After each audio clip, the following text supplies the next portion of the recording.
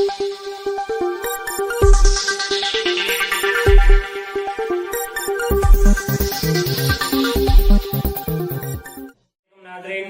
Mohammad Kaleem trust news of India network में आपका इस्तकबाल करता हूं। देखते हैं आज की अहम और सच्ची खबर। सबसे पहली बात तो ये है कि संभल की चंडोसी की जो जामा मस्जिद है वो कोई 50 साल 100 साल नहीं बल्कि 200-250 साल पुरानी मस्जिद है, उससे ज्यादा है। वहां पर कोर्ट की तरफ से बगैर मस्जिद के जिम्मेदारों को कमेटी को सुने उन्होंने एक एक्स पार्टी ऑर्डर पास कर दिया, वो गलत है। दूसरा यह है कि एक बार तो आपने गलत ऑर्डर दिया, सर्वे हो गया। दूसरा सर्वे जब किया आपने किसी को इत्तला नहीं दी। तीसरी बात यह है कि पुलिस का ये काम था कि मस्जिद कमेटी को कॉन्फिडेंस में लेते या वहां की पीस कमेटी को। चौथी बात यह है कि जो सर्वे करने लोग आ रहे हैं वो प्रोवोकेटिव स्लोगन्स लगा कर आ रहे हैं, वो वीडियो उसका है, पब्लिक डोमेन में है। और उसके बाद जो वहां पर वायलेंस हुआ जिसमें 3 मुसलमानों को गोली लगी, उनकी मौत हुई, हम इसका कंडेम करते हैं। ये फायरिंग नहीं बल्कि मर्डर है।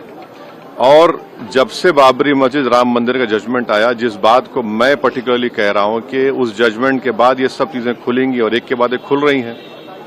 एएसआई प्रोटेक्टेड मॉन्यूमेंट सब बातें कर रहे हैं, क्या एएसआई के कानून में नहीं है कि आप उसका रिलीजियस नेचर चेंज नहीं, कैरेक्टर चेंज नहीं कर सकते? किस बुनियाद पे कर रहे हैं ये? और आप किस बुनियाद पर अपने फेथ को दूसरों पे थोपेंगे? भाई कानून कोई चीज है ही नहीं है। जिस दिन कोर्ट में सुनवाई होती है उसी दिन ऑर्डर हो जाता है, उस दिन सर्वे भी हो जाता है। ये तो 1948 में ऐसे ही हुआ था बाबरी मस्जिद में। तो ये जो फायरिंग हुई है ये फायरिंग नहीं है, मर्डर है। और जो भी ऑफिसर्स इन्वॉल्व है उनको सस्पेंड करना चाहिए और एक सिटिंग हाईकोर्ट जज से उसकी इंक्वायरी होनी चाहिए। ये सरासर गलत है, जुल्म हो रहा है वहां पर। तो संभल में वहां के सांसद के एफआईआर दर्ज कर दिया गया। आप जिस पे चाहे कर लीजिए भाई, जिस पे भी चाहे कर लीजिए, जज आप, जूरी आप, सब आप, तो बचेगा क्या फिर? अब सर जेपीसी में आप लोगों ने समय मांगा है, क्या कहेंगे? जी, जैसा अभी आपने हमारे डेलीगेशन तरफ से बोला गया है, मैं उसको रिपीट करना नहीं चाहता। और स्पीकर साहब ने बड़ी इत्मीनान से हमारी पूरी जितने मेंबर्स 11 नॉन बीजेपी एमपीज गए थे उनकी बात को सुना। वो बोले कि इसके ऊपर कंसिडर करेंगे और हमको उम्मीद है कि ऑनरेबल स्पीकर साहब इसका टेन्योर बढ़ाएंगे। क्योंकि आप देखिए बंगाल नहीं गई कमेटी, बिहार हम लोग नहीं गए, उत्तर प्रदेश में शिया वक्फ की प्रॉपर्टीज को हमने नहीं देखा। तो ऐसे कई, दिल्ली के मंत्री को बुलाना है, ऐसे कई स्टेट्स है जहां पर कमेटी को जाना चाहिए। वो स्टेक होल्डर्स हैं, उनकी बात को सुनना बहुत जरूरी है। सर वक्फ बोर्ड अमेंडमेंट बिल को लेकर आप क्या सोचते हैं? क्योंकि लगातार सरकार की तरफ से यही कहा गया कि जो मुस्लिम है, जनता है, उनके हित में है, मुसलमान जो है उनके हित अभी ये कानून बना नहीं। आप देख लीजिए संभल में क्या हो गया है। अभी ये कानून बना नहीं है। आप देख रहे हैं कि हर जगह पे बोल दिया जा रहा है कि नहीं, ये यहाँ पर 500 साल पहले मस्जिद नहीं थी। इस बिल में आप, ये बिल आर्टिकल 26 का वायलेट करता है। ये संविधान के फंडामेंटल राइट का 26 का ग्रेव वायलेशन है। ये बिल कलेक्टर को इतने पावर्स दे रहा है कि कलेक्टर तय करेगा कि कौन सी वक्फ प्रॉपर्टी है नहीं है। ये कैसे होगा? कलेक्टर कैसा जज होगा अपने ही केस में?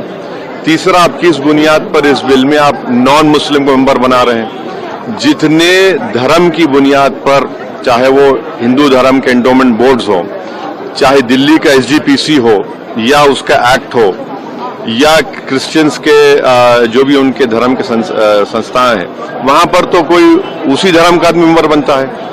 आप तो कंपलसरी स्टेट वक्फ बोर्ड में जहां पर 11 मुसलमान बनते थे वहां पर आप मेजॉरिटी नॉन मुस्लिम बनाना चाह रहे हैं। सेंट्रल वक्फ काउंसिल में मेजॉरिटी ऑफ नॉन मुस्लिम बनाना चाह रहे हैं। क्यों करना चाह रहे हैं आप? ये क्या मकसद है आपका?